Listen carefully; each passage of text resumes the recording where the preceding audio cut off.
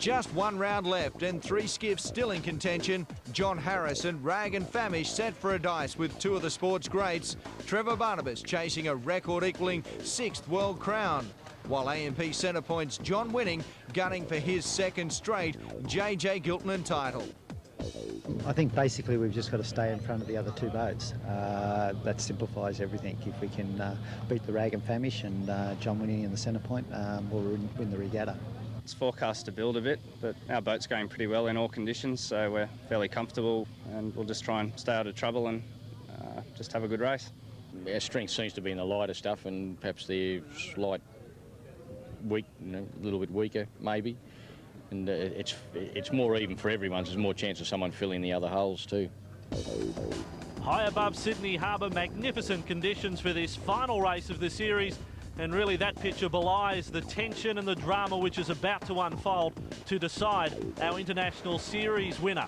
Big crowd on the harbour, of course, enjoying all of the action. I'm joined in commentary by Mark Walsh for this final race of the series. Mark, we are on the racecourse #1, the breeze from the northeast.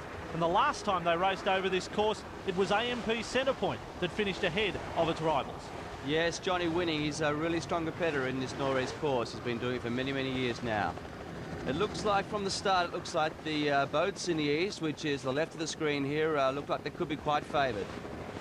Should mention too, there was one more occasion that they in fact raced over this course, and that was the very first heat. And Amiga Smeg emerged winner on that day, ahead of Rag and Famish, which was 3rd, and AMP Centrepoint 9th. So a lot to be decided, a lot of experience out on the harbour. It's just a matter of, as the boys said in the lead up to the race, keeping out of trouble and keeping ahead of your nearest rival. Johnny Winning looks like he's back in the pack a little bit. Not a great start for the veteran, but I tell you what, this breeze is fickle, it's quite light, and he's the sort of guy that can come back from this position. John and his crew, Anthony, Jack Young, Ewan McNichol there, right on centre screen. Getting through all this traffic early on in this final race of the series. Our head cam is with Bell Partners and Avaya Communication right now aboard Bell Partners and their skipper Malcolm Page. Very big holes there still. People are struggling through this nor'easter. It's not a real nor'easter. This breeze can usually back to around about 15 to 18 knots on a day like today, but I don't think so, not today. Rag and Famish, I dare say the biggest day in the sailing life of their skipper John Harris, as we go back on board Bell Partners. Yes, this boat's still struggling to keep 3 men on the wire.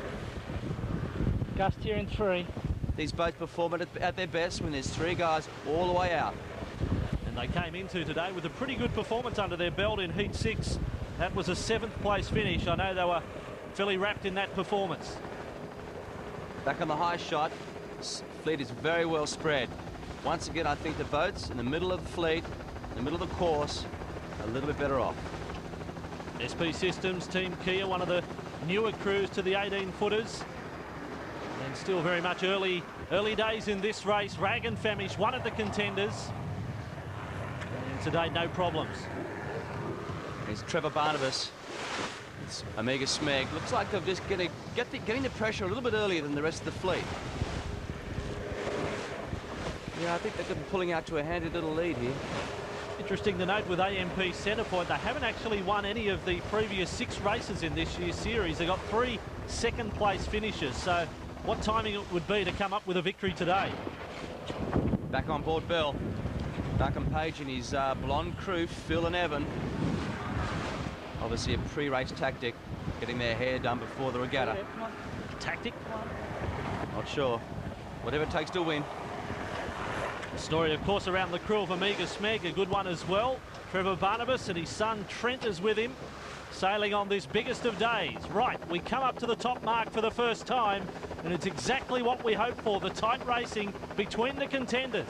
Amiga Smeg just shading Rag and Famish. Great stuff. It's all the regatta could hope for. These 2 guys really battling it out right from the start.